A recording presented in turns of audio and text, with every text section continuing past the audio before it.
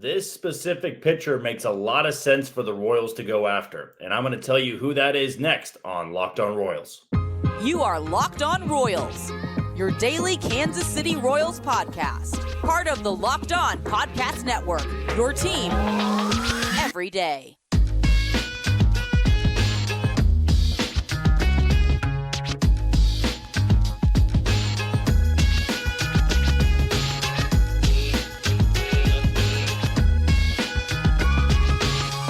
Thank you for tuning in to another edition of Locked On Royals on the Locked On Podcast Network. As always, I am your host, Jack Johnson, and be sure to follow me on Twitter at JohnnyJ_15. That's at JOHNYJ_15. And we're also now live on Instagram and on TikTok. Just looked up Locked_On_Royals on both of those accounts and get following right away because we had our first post today.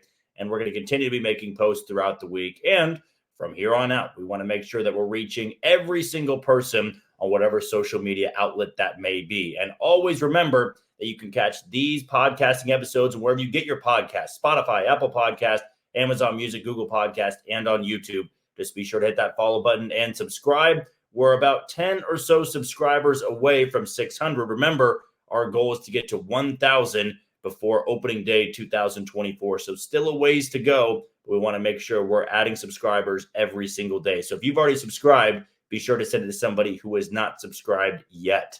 And if this is your first ever episode tuning into Locked On Royals, I guess I should probably introduce myself. And of course, you've seen my name, you know my name, you've heard my name by now, but a little background on me. I work here in Kansas City at Sports Radio 810 WHB. I've got a show once a week on 810. Also a morning show Monday through Friday on ESPN Kansas City, 10 to 11. So if you want to go find me there, just go to those websites, go to those social media accounts. It'll be very easy to find my name on there. But when you come here, when you click on this podcast link, you know that you are locked in for 30 straight minutes of Royals baseball, whether that be hypotheticals, that be thoughts, opinions, mailbag questions.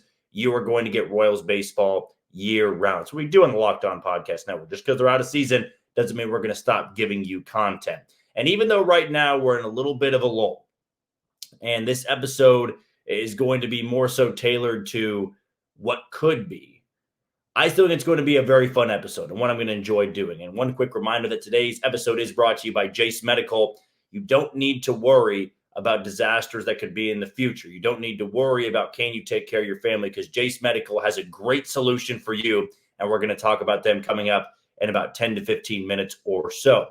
But as I pointed out, today's show is going to be more so pointing out where the Royals can be a little bit more aggressive, where they can really start making a name for themselves, where they can look a little different than in previous years. I think in some past off seasons, the Royals were kind of the runt of the litter.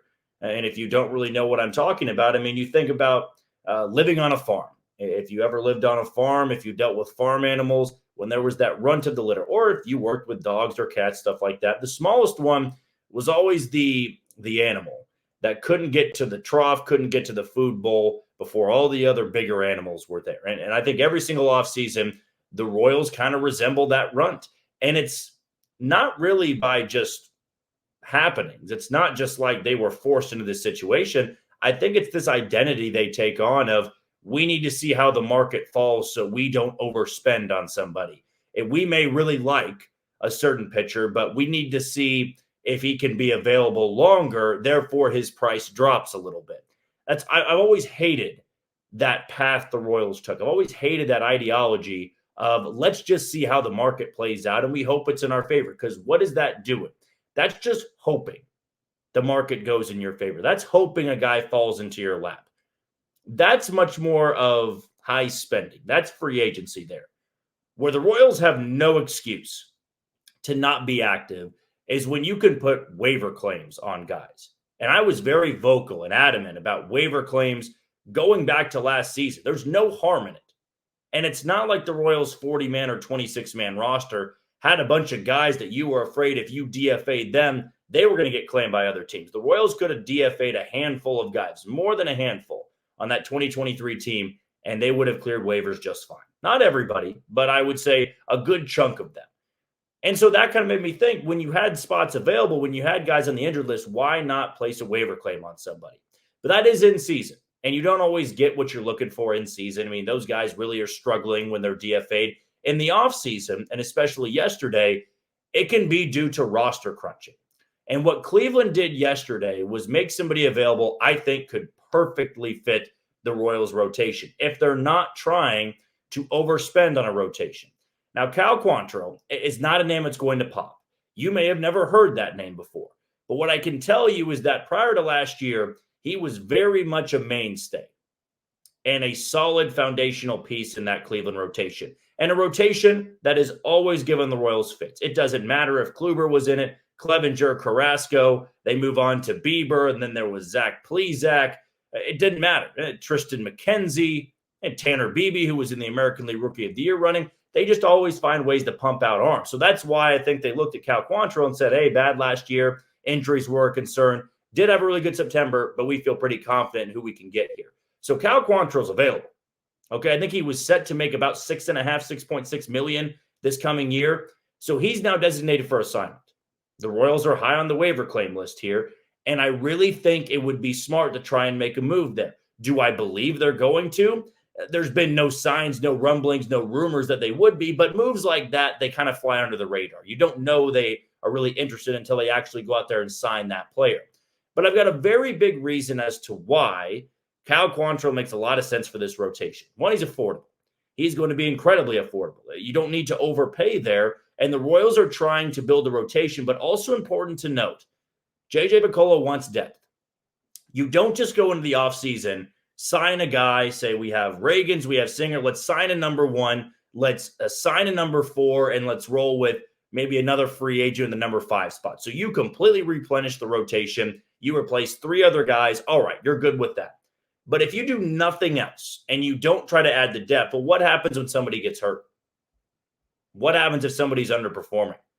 You don't have anybody to turn to. And that's why I think it's such a no-brainer move for Cal Quantrill. It's because you can use him as a depth piece. He can fight for a spot in spring training. Maybe he's as bad as he was last year. But you've seen the success before and against your own team. You've seen a lot of Cal Quantrill. And maybe you stash him back in the bullpen. The Royals went after Ryan Yarbrough last year, and they got some value out of him. I think this could be a very similar type of move. And Cal Quantrill, who, might I add, has some relation with Brian Sweeney. He has pitched for Brian Sweeney before. He has gotten tutoring from Brian Sweeney, if you will. There's that immediate connection. Brian Sweeney could go to Matt Quatraro, could go to JJ Picollo and say, hey, I like this guy. I feel like we can work with him. And if he has, I'm sure they would take his word for it. But also, I'm sure the Royals have gone to Brian Sweeney and said, is this something we look into? Is this a guy you think you can fix again? You've got that history with him. And maybe he would be the end-all, be-all. Maybe Brian Sweeney says, no, I don't think there's much in the tank there. We've got guys we like better. But when you're trying to add the depth, these are the moves I just look at and go, it's a no-brainer to you. It's affordable. You don't need to go and overspend for a number 4, number 5 pitcher. You can get this guy and feel better about your number 4, number 5 spot in the rotation than you did last year. I mean, seriously, go over the options the Royals had last year to start. You had Brady Singer as the one. This is before Cole Reagans, the before time of Cole Reagans. You had Singer, you had Keller, you had Lyles, you had Bubich, and then you had Lynch once he was healthy. And Greinke. I can't believe I even forgot Greinke. Those were the options. Cal Quantrill, if you were to sign him right now, would be better than 4 or 5 of those guys. Just knowing what he can give you. Those strikeout numbers are really low, but he had a really good September. And even though it was kind of meaningless-ish baseball for Cleveland, it's numbers I could look at and the Royals could look at and go, hey, maybe it's worth a shot.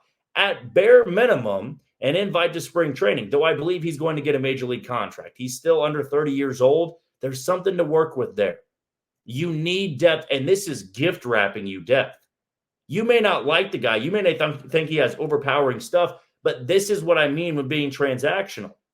You can go after a handful of guys here and guys you have history with and have seen a lot before and try to make him a rotational piece. Try to make him a bullpen arm and then flip him at the deadline. It just kind of feels like a no-brainer to me. There are a lot worse options out there as a number 4, number 5 starter than Cal Quantrill. I think if he's still there by the end of the week, maybe that tells us something that we need to know. that nobody's really interested in him. I just feel like the Royals should try to contemplate this.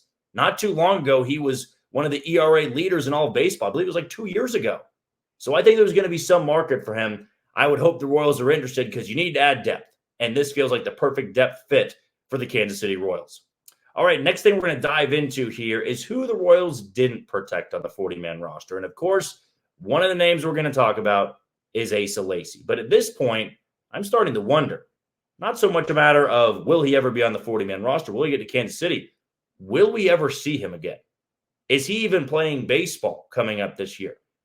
We're going to give our thoughts next on Locked On Royals. You are tuned into Locked On Royals on the Locked On Podcast Network. I'm your host, Jack Johnson. Follow me on Twitter at JohnnyJ_15. That's at JOHNYJ_15. And be sure to go follow us now on Instagram and TikTok. Usernames for those accounts are locked_on_Royals. Very easy to find. Just started posting on that. So if you want to follow, send it to other people who haven't followed. That's how we're going to build this thing as we move forward an inch closer to opening day 2024. Before we go any further, I want to give two shout outs to two big time things and sponsors that are happening on the Locked On Podcast Network. But first things first, let's give a shout out to our title sponsor in Jase Medical. Whether you're on extended travel, bracing for a major weather event, or limited by yet another supply shortage, you are covered, my friend. Thanks to our partners at Jase Medical, life-saving antibiotics and a long list of daily medications can be ordered in a 1-year supply. Even ED generics for Cialis, Viagra, and Revaccio prescriptions.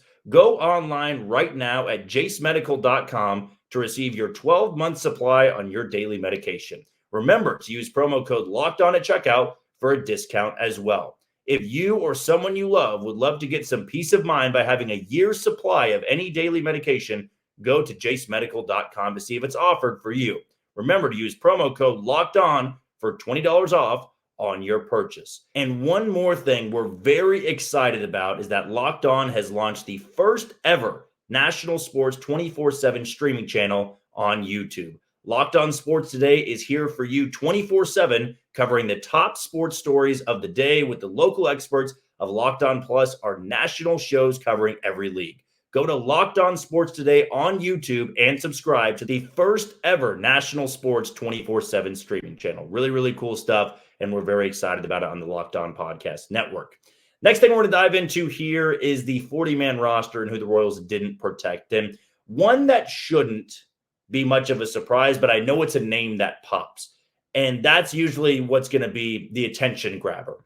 When you see this layout that I have on YouTube, when you see what we're going to talk about, dive into today, you would have seen Asa Lacy not being protected. And I think that name alone is going to make you interested in this segment because you're probably wondering what I'm wondering. Where is Asa Lacy? And this is not the first time we have seen a pitcher go AWOL, if you will. Just no idea where he went. He was pitching here one day and then just disappeared. Ash Russell, who that was brought to my attention by a Twitter follower earlier today. That the last time you remembered something like this, it was Ash Russell. And I had kind of forgotten about that as well. Even though Ash Russell was a first-round pick. Maybe to me, Asa Lacy was just held in different regard. Because when Ash Russell was drafted, remember, that was the golden years of the Royals. We weren't really concerned about who they were drafting. And you might be lying just a little bit if you say you were. They were drafting in the 20s. Remember, they had Finnegan in 14. You think they're hitting on all the draft picks. And then they took Ash Russell. And you're thinking, man, Nolan Watson, I think in 2015. There was guys never made it. And that's why the Royals are where they are now, is then those golden years, they missed on a lot of draft picks. And they missed on a lot of guys from 2010 to 2022. It's just been really hard to watch. And I think as an organization, pretty embarrassing. One I will never be able to figure out, though, is Asa Lacy. I think as long as I live, and depending if he ever even pitches again, I'm not going to be able to understand what happened. Now, here's the thing with scouts and prospects and what you look for. You can always find a high school guy or a college guy that has incredible numbers in the draft. In fact, guys that are taken in like the 9th and 10th round, they still have usually very good college or high school numbers. That's just how big the pool is. What you need to be able to figure out is, can they handle this type of pressure? Can they handle failure? And without knowing the prospects I was talking about, I don't feel comfortable, speculating on if they could handle the pressure, if they couldn't. What just baffles me over and over again is we don't have anything. We don't have any update, no video, no posts. There is no sign that Asa Lacy is anywhere. And I think first things first, you hope that everything's all right mentally, because that's by far and away with a prospect, I think is the most important thing. If they can mentally handle the strain of pressure like that, eventually that you can fix them tools-wise. And Asa Lacy has not ever had success at the minor league level. I believe his ERA is north of 7 at the minor league level. He had injuries the last time he pitched. And I thought at the beginning of 2023, all right, we didn't see him. He's dealing with some injuries. He's working his way back. And then after that brief update, if you can recall, I think we had a podcast episode back in the very end of summer. We had some update on Asa Lacy just because somebody had asked, where is he? And I think we had gotten word, or Annie Rogers or his Preston Farr on Twitter had brought up that he had been seen in Surprise working out a little bit, throwing a bullpen or two, but nothing advanced past that, nothing progressed. And then here we sit, and there's nothing. We have no idea if Asa Lacy's working out. Hell, I'm going to go as far to say we don't even know if he's retired. I can't rule it out, as much as it pains me to say, because we've got no update. And I know that's speculation, and maybe I shouldn't really be speculating, but I think everybody out here is kind of thinking what I'm thinking. I mean, you might have already punted on the idea that Asa Lacy will become a Royal. I mean, I wouldn't blame you. He's almost 25 years old now, and he hasn't pitched above high A. He was supposed to be your fast riser, taken top 5 in the COVID year draft, and maybe that was another weird part of it, is he barely got to pitch in his college senior season or junior season, whatever it was, and then he's thrust into this weird COVID year where there's no minor league season. It was weird, very weird. And it did always concern me when they did draft him, how his delivery was not repeatable. His windup was not very repeatable. It was very herky-jerky, and maybe when you're that good, you never need to fix it. But I thought that could lead to some injuries. It's just not a smooth, repeatable delivery. And that can wear on a player. But you have to wonder, I mean, is this something that flares back up over and over again? But even then, I think you get some updates. Asa Lacy was working out, but something flared up in his back, shoulder, elbow. Who knows? But like I said, I mean, if it's a mental thing, you never want to speculate on that, but that's the most important thing about this. And that takes place over baseball for sure. That the human element of this, the mental part of this, takes place of just what he can do as a baseball player. But it is a little bit frightening of that we just have no word, and we really haven't for a year. And there's no guarantee that he's going to be there in spring training. I hope at some point in time we get an update, and I would love more than anything to see Asa Lacy, pitching in spring training, even if it's a simulated game, a bullpen, just to know there is a chance we see him pitch again. Because the Royals saw something in him when they drafted him, and that's also another frustrating part of it. It was not a bad selection at the time. The Royals had him fall into their laps. Remember the way the board got shook up when Baltimore went severe underslot by taking Heston Kjerstad, and then Miami went with, who was it? It was Max Meyer, the flamethrower out of Minnesota, I think it was. And none of the guys, the top guys, really were superstars. Spencer Torkelson was the year before for Bobby Witt Jr., and Austin Martin went in the 2020 year. I know I picked Spencer Torkelson out of that. I, for some reason, thought he was a COVID year first pick, but he was the year before. But Asa Lacy was like gift wrapped to the Royals. Underslot move. Okay, you need pitching. He's the best left-handed pitcher in the draft. Boom, right there. He'll be in the minor leagues for 2 years. You'll have him by the time he's 23. And he could be a frontline starter. It just never progressed that way. And I hope more than anything he can pitch again. Right now, we're just left kind of waiting for an update. He wasn't protected on the 40-man roster, and I do not believe somebody's going to pick him up because he was a first-round pick. He hasn't pitched in a year, and there's no signs of him pitching in 2024. Just going to be waiting for that update, I guess, as the time passes in this offseason, but hope the best for Asa Lacy. All right, the last thing I do want to dive into is one guy that was protected on the 40-man roster. Now is Tyler Gentry. Does he fit into the opening day roster on 2024? I'm going to tell you next on Locked On Royals. You are tuned into Locked On Royals on the Locked On Podcast Network. I am your host, Jack Johnson. Be sure to follow me on Twitter at JohnnyJ_15. That's at JOHNYJ_15. Before we go any further, let's give a shout out to the other title sponsor today in FanDuel. As I said yesterday, as I'm going to continue to say, it's crossover season. We got college basketball, NBA, NFL, college football. Sports are going on all across the globe, and you need to run to FanDuel today to create your account and start sports betting if you already haven't. Because right now, new customers can get $150 in bonus bets with any $5 winning money line bet. That's $150 if your team wins. If you've been thinking about joining FanDuel, there's no better time to get in on the action. The app is so easy to use, and there's a wide range of betting options that include spreads, player props, over-unders, and more. So visit FanDuel.com/lockedon. FanDuel, official partner of the NFL. There's going to be a lot of buzz and a lot of talk surrounding the guys that were protected on the 40-man roster, I would say, in the coming months. Because the two guys the Royals protected on the 40-man roster, and Will Klein and Tyler Gentry, have really good chances. I would say really good chances to be in Kansas City by June. Now, maybe that's even lowballing it there. I feel like these guys are good enough to make it opening day roster, but it also would tell me that the Royals did not do much in free agency or did not go for the trade route either. Tyler Gentry, though, deserves this chance. He deserves a shot in Kansas City at some point, and I do not mean as a bench bat. I really don't. I would actually be inclined to put Tyler Gentry in center field if Kyle Isbell wasn't so good defensively. I don't know how Tyler Gentry's bat is going to progress at the major league level. There's a chance it never does. I think a perfect example is who Samad Taylor was at the beginning of last year. Samad Taylor was ripping everything, just tearing it up in Omaha. And then he got to Kansas City and he couldn't do the same. He just was not the same hitter because his bat doesn't translate to the big league level. Maybe it can. I'm not holding my breath on it, but Tyler Gentry could be that. Tyler Gentry, for his size, his stature, he's got a little bit more pop than Samad Taylor, but there's a chance that he's just a 4A player.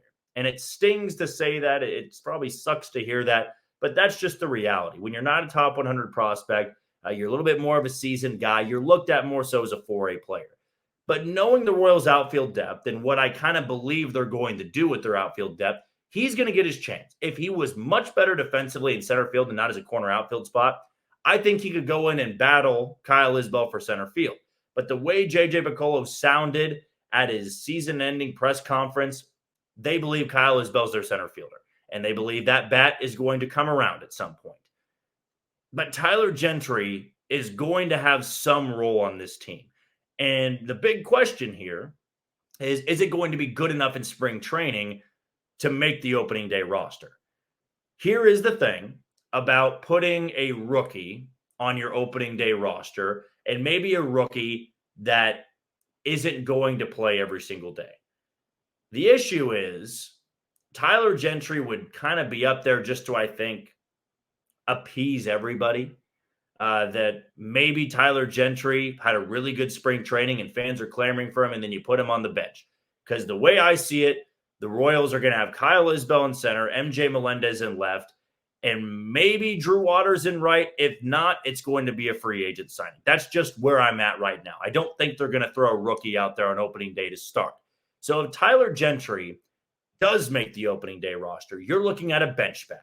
You are looking at the corner outfield bat that I thought at least you were going to try to go out and acquire through free agency or acquire through the Rule 5 draft or acquire through trade. That was my impression. If Tyler Gentry sits the bench as a rookie, I don't think he's getting much there. I don't think it does him any good just to say, hey, I'm a big leaguer, as much as that would be great for him, but I'm playing once or twice a day. Think about the way the lineups are constructed too in April. You have so many off days, so there's not really a need to get starters off their feet. Now, that to me is where we're at with Tyler Gentry. There's a role for him at some point in 2024.